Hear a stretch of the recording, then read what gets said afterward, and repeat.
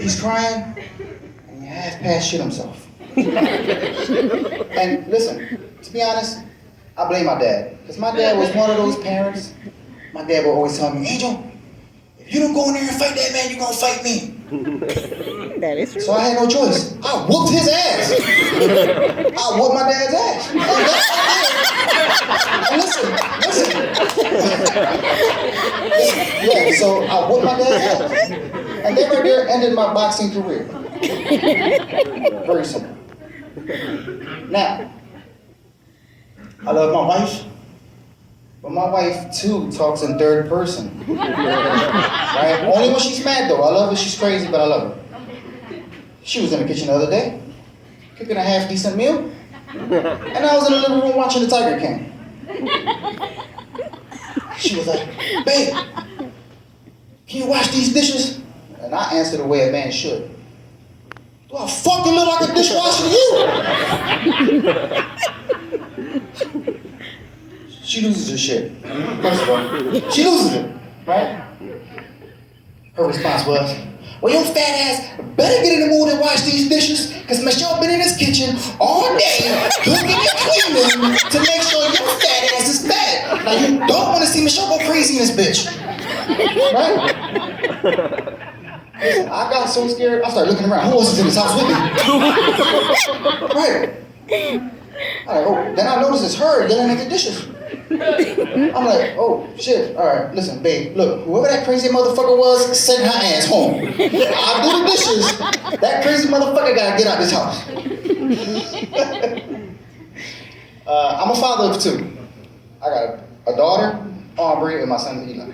Now, my daughter is at the stage of her life where she wants to be a magician, right? She comes up to me. Well, she didn't run like that, but she comes up to me. Dad, I want to be a magician. First thing I say, look, boo-boo, if you're anything like me, I'm going to fuck you up. The reason I say that is this, quick story. At her age, I too wanted to be a magician. I performed a magic trick that burnt my house down. Oh my God. True story. My parents came home from work, my fat ass outside. See, Ma? Told you I'd make it disappear. Right?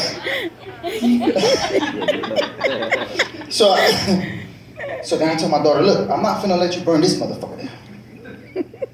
But you got my blessing, go. I'm downstairs watching the Eagles game. Yes, I'm sorry. Listen, so I'm watching the Eagles game. And she's upstairs and there's yelling some crazy shit. And I remind y'all, she's 4 years old, so she's always yelling crazy shit. Something was off this night. She's upstairs yelling, Ishka, Mishka, Peekaboo, sweet! I thought to myself, what in the Harry Potter is going on? I opened the door. Aubrey, what are you doing? She said, look, Daddy, I make jelly bean go to sleep. Now, listen. Jelly bean is her pet hamster, right? So, I'm looking. I said, wow, that's a mighty good. It dawned on me. The apple didn't fall far from the tree. No, I was an arsonist. She's a murderer. We were both bad at magic. Right? She killed Jelly Bean. Right? Now, when she realized she killed Jelly Bean, it broke my heart. She cried. I cried with her. And as a good father, I felt like I had to do something about it. I said, look, boo-boo, come here. Daddy got one more magic trick left in the tank. But after this, there's no more black magic for the both of us. She said, what do you call that trick, Daddy? I said, look, this last trick, I'm gonna call it Petco. Bring Jelly Bean back to life, but we gotta pick him up at Petco. She's like, Aubrey would really like that. I said, holy shit, you talk third person too?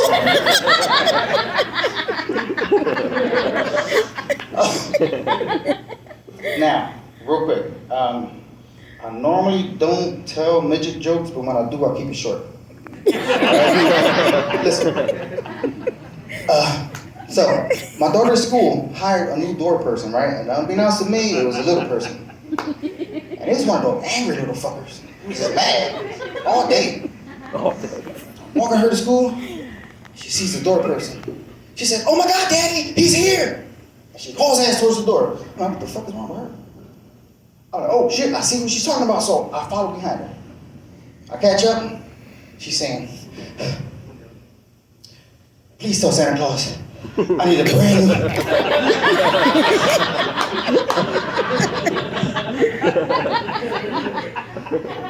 "Please tell Santa Claus, I need a brand new LOL doll set, I need a new cage for Jelly Bean, and please, don't forget my guitar." He looks at my daughter, he says, "I'm not an elf, I'm a dwarf." My daughter looks at me, "Dad, what's the difference between an elf and a dwarf?" I said, "Very little." I said, "Look, I'm sorry, she just saw the movie The Elf last night, I apologize." He looks at me, and he says, "You better put some respect in there or I will." Me and my daughter both leaned back and gasped. I said, "Boo-boo, move back a little bit." She said, "Here, Daddy." No, a little bit more. "How about here, Daddy?" I look, I'm like, "Yeah, I can make this space work." So I turn around and look at him. "Look here, Gary Coleman. You take the little sausage fingers out of my face. And another thing." Next thing you know, he punches me in my knee. I fall down. Now we're eye level. First thing running through my mind, I can't get my ass whipped in front of my daughter's school and all her little preschoolers. So I bear hugged him, picked him up, slammed him. Rolling down that grass hill, everyone's yelling, "Oh my God, he's whooping that kid's ass!" No, it's not a kid. No, long story short, I was sentenced to a year in prison, but they gave me half off because it was a dwarf. Thank you, that's my time, y'all.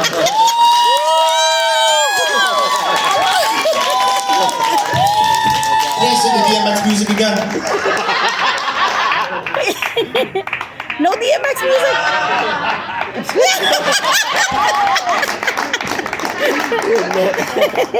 All right, we're going to keep it going. We have one more graduate, and then we have our headliner. The next guy coming out. Ladies and gentlemen, let's hear it from Chris Monty, right here.